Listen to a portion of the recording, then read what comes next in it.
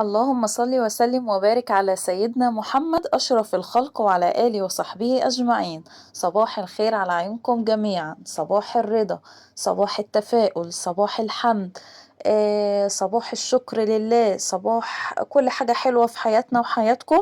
ربنا يسعد أيامنا وأيامكم جميعا يا رب العالمين. النهاردة بقى جاية لكم بفيديو خفيف كده، أتمنى يا رب أكون ضيفة خفيفة على قلبكم.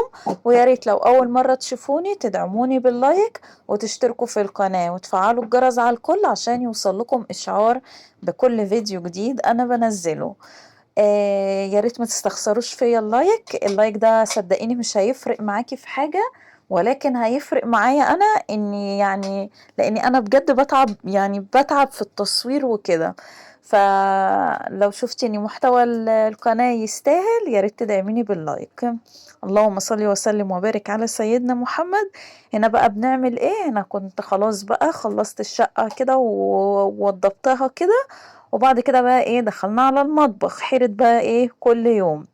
هنا النهاردة ايه كان عندي ورق عنب متفرس في التلاجة يعني، فقلت ايه نعمله بقى. انتوا عارفين الشتاء والسقعة والتكتكة، هي بتحب الاكل السخن ده. هنا بقى بعمل خلطة المحشي اهي. هنا حمرت البطاطس يا دوب دب سوري البصل دبلته بس، وبعد كده نزلت بمعلقتين صلصة معلبة. شوحي الصلصة المعلبة الأول قبل ما تحطيها كده على طول بمية كده، انت بتخرجي منها المادة الحافظة اللي هي المضرة. لازم تديها كده ايه تشويحة في الأول، وبعد كده نزلت بصلصة الطماطم. هنا بقى نزلت اما الصلصة ابتدت تغلي معايا، ابتديت احط بقى البهارات بتاعتي كزبرة وكمون وملح وفلفل، وابتديت بقى ايه اظبط البهارات بتاعت التسبيكة. هنا ورق العنب ده انا كنت مفرزاه، كنت مفرزاه طازة زي ما هو يعني، انا ولا سلقته ولا عملت له اي حاجة، جبته اخضر كده يا دوب غسلته وحطيته على فوطة كبيرة يتهوى. انا اول مرة افرز اساسا ورق العنب بالطريقة دي، وطلعت ما شاء الله دي افضل طريقة، ولا الورق بيتهلهل ولا بيتبهدل ولا بيتهري ولا اي حاجة. يا دوب بقى بسقطه كده في مية سخنة اول ما اجي استعمله، واحط في المية عصرة ليمون بس كده، كأني فعلا والله حرفيا لسه جايباه. حتى الطعم بتاعه يعني بيبقى طازة جدا. هنا بقى قلت هنعمل ستريبس. بصوا بقى هنا كان عندي صدر فرخة تمام كده. بصوا بقى الصدر ده ما شاء الله هيطلع معاكي كمية رهيبة يعني، بصي هيطلع معاكي كمية كويسة جدا. وكمان انت لو اساسا عندك بانيه او انت جايباه بانيه متقطع جاهز هيرمي معاكي اكتر من كده، ولكن انا بحب اجيبه زي ما هو كده، ووقت ما اجي استعمله اقرر بقى هعمله بانيه هعمله ستريبس هعمله شوش طاووق يعني. احب اجيب الصدور كده زي ما هي اسيبها وقت الاكله بقى اقرر الولاد عاوزين ياكلوا ايه. فاهمين قصدي؟ ولكن الاستريبس انا بحبه يكون ايه يعني سمكه اتخن شويه من البانيه، ده بيخلي طعمه احلى بكتير يعني، بالنسبه لي بيخلي الطعم بتاعه احسن. انا هنا اهو ابتديت افتح البانيه كده الصدر بتاع الفرخه. آه بصوا انا ده كمان يعني هما الصدرين كانوا واخده منهم، يعني كنت اخده منهم كمان حتتين فاهمين؟ يعني دول كمان مش الصدر الفرخه كامل، انا اخده منه كمان. وكمان هو صدر مش كبير قوي يعني، هو كان النص قبل ما اخد منه كان نص كيلو، وما شاء الله هيرمي معايا كميه كويسه جدا. بصوا بقى انا الصدر قطعته على 3 شرايح، وبعد كده بقطعه صوابع. العظمه دي بحاول اطلعها كده اسلكها بالراحه اهي. عملت الكمية دي معانا. الكمية دي بعد ما هتتعمل ان شاء الله هتلاقي الكمية ما شاء الله ما شاء الله اتضاعفت معاكي. بصوا هنا بقى جبت طبق كده حطيت فيه معلقة توم باودر ومعلقة بصل باودر و3/4 معلقة جنزبيل باودر، معلقة كركم. ماشي. اللهم صل وسلم وبارك على سيدنا محمد. ودي معلقة زعتر، ومعلقة فلفل اسمر، والملح بقى بتاعك ظبطيه، وحطيت نص معلقة كمون، وهحط معلقة كزبرة ماشي ومعلقة كزبرة، وحطيت الملح بتاعي. وهحط كمان نص معلقة اهو الكزبرة، وهحط نص معلقة بهارات فراخ. تمام كده. اخلط بقى المكونات دي كده، ادمجها كلها في بعض كويس جدا. ودي صحيح ربع معلقة قرفة، ربع معلقة قرفة، بتدي برضو طعم حلو قوي قوي في الخلطة. بص بقى انا بخلط البهارات كلها. انت لو عايزة تخلي الخلطة دي او الستريبس سبايسي حطي معلقة شطة، عاوزاه بارد كده سيبيه زي ما انا بعمله كده عشان لو في اطفال صغيرة. بصي بقى انا هنا معايا جبت 3/4 كوباية لبن، عايزة تحطيها كوباية مفيش مشكلة. وعصرت عليها عصرة نص ليمونة. ما تخافيش خالص من الليمون ولا هيخلي اللبن يقطع ولا الكلام ده. البهارات بقى اللي معايا اخدت نصها دوبتها في اللبن، وهنزل بقى بقطع الفراخ اللي معايا، هنزل بقى بيها في التتبيلة دي. بجد التتبيلة دي بتعمل طراوة وبتعمل، بصي بتخلي الفراخ كده تحس ان طعم الفراخ اتحول 180 درجة. يعني بجد اعملي الاستريبس على الطريقة دي والله هتنسي اي طريقة تانية بجد يعني. انا الطريقة دي بعد محاولات كذا طريقة ماشي. نرجع تاني لورق العنب، انتوا تهتوا مني صح؟ انا حاسة ان انتوا تهتوا. بس تهتوا مين؟ تهتوا. بس انا هنا بقى ابتديت اجيب ورق العنب كده بتاعي، ابتديت افرده كده، وهنزل بقى ايه بالخلطة اللي احنا عملناها مع بعض. ما تكتريش قوي في الرز عشان يطلع الصباع صغير كده، ما يطلعش ايه كبير قوي يعني، لان هو كده كده حجمه بيزيد تاني بعد السوا. بس هبتدي بقى ايه الف كده معاكم كام واحدة وانا بقى ايه اكمل مع نفسي. تمام. اللهم صل وسلم وبارك على سيدنا محمد أشرف الخلق وعلى آله وصحبه أجمعين. دايما خلي ذكر ربنا في بقك طول ما انت شغالة. الذكر هيخلي بركة في ايدك وانت بتعملي اي حاجة، حتى لو الحاجة قليلة هتحسيها بتكفي معاكي، هتحسيها بتفيد كمان منها. والله ربنا هيجعل بركة في حياتك، بركة في الحاجة اللي انت بتعمليها، بركة في بيتك، بركة في ولادك. دايما خلي الاستغفار وذكر ربنا دايما في لسانك. دلوقتي حبايبي معظم الولاد خلصت امتحانات، ربنا يوفقهم يا رب. في لسه بيمتحن تقريبا الاعدادي والثانوي، ربنا معاهم يا رب، ربنا يجبرهم جميعا.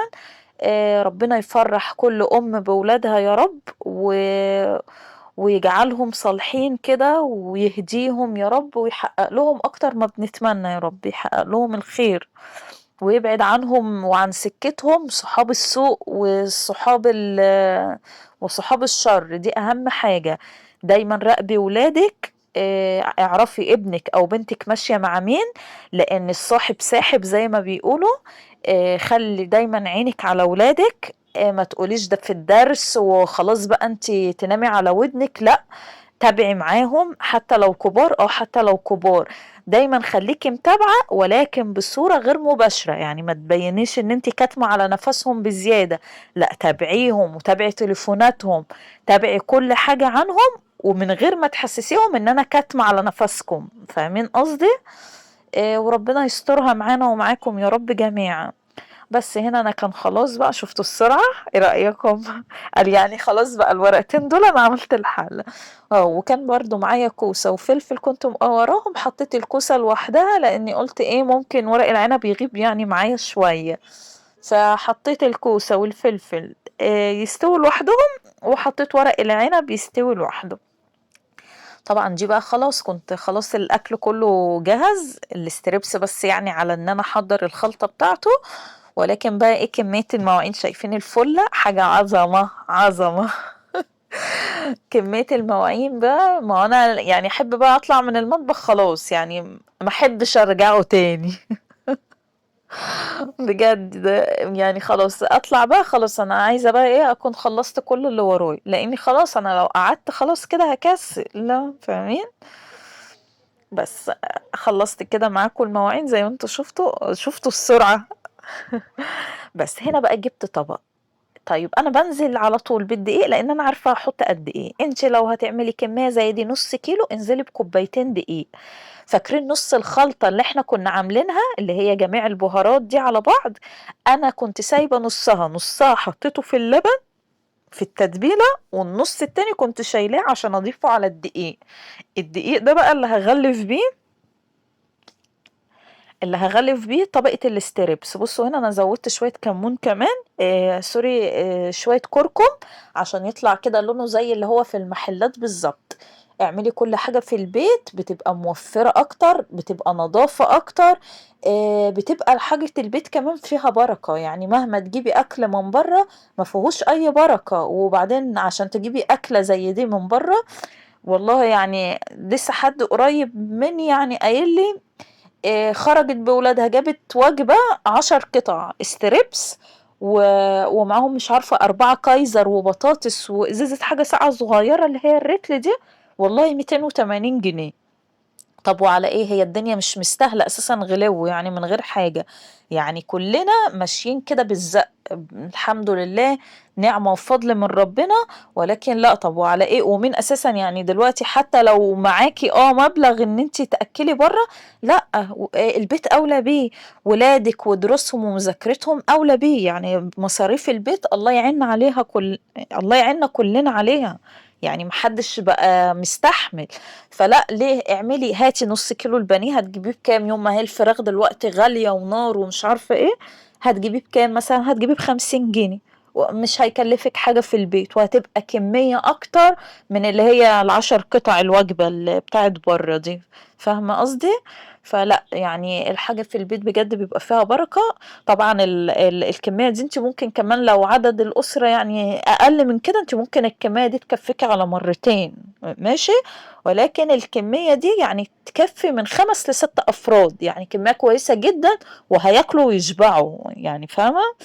بصوا بقى، أنا طلعت الفراخ كده في طبق لوحدها عشان ما هدرش اللبن، لأنه ده حرام، يعني لبن مفيد وبهارات وكده. فأنا باخد أعفر الأول في الدقيق، وارجع احطه في اللبن تاني بالبهارات. ده بيخلي الطبقة متماسكة اكتر، وبيخلي طعم، بصي بقى، طعم خيال بجد. يعني بيخلي الطعم بجد واو. ولا تقولي لي بقى محلات، ولا تقولي لي كنتاكي، ولا تقولي لي معرفش مين. اعملي الحاجة لولادك في البيت، نظافة، توفير، بركة، كل حاجة. بصوا كده انا ببتدي انفضها عشان تاخد شكل التعريجة اللي هي ايه، زي الولاد بيشوفوها بره بالظبط. هبتدي بقى اعمل كل الكمية دي معاكم. ابتدي بقى ايه؟ الزيت، احط زيت سخن على النار. بصي انا هنا حطيت اهو الزيت ولع مني. هبتدي بقى ايه؟ انزل وهو الزيت سخن جدا، وبعد كده ابتدي اهدي النار للنص. انا ما عنديش تايمر، فانا بهديها للنص، يعني اللي هي اعلى شوية من النار الهادية. ما تهدهاش خالص عشان ما يفكش منك على النار، ولكن خليها متوسطة عشان الاستريبس معاكي يطلع من جوه قلبه ابيض زي القطن كده، يطلع مستوي واخد السوى المظبوط. انا هنا الحتة بتاعتي كمان تخينة يعني محملة، فلازم تستوي كويس عشان يطلع القلب بتاعها من جوه مستوي. اتمنى يا رب طريقتي تكون بتعجبكم. اتمنى اكون ضيفة خفيفة على قلبكم. يا ريت ما تبخلوش عليا باللايك، هو ده الدعم بالنسبة لي. وتشتركوا في القناة لو لسه ما اشتركتيش، وتفعلي الجرس على الكل عشان يوصلك اشعار بكل فيديو جديد انا بنزله. بحبكم في الله. والسلام عليكم ورحمة الله وبركاته. ده بس معايا شكل الاستريبس بعد ما خلص، حبيت ان انا اوريه لكم. ايه رأيكم بقى؟ يلا ما تنسيش بقى اللايك، شايفاك، يلا حطي اللايك. يلا استودعكم الله. السلام عليكم ورحمة الله وبركاته.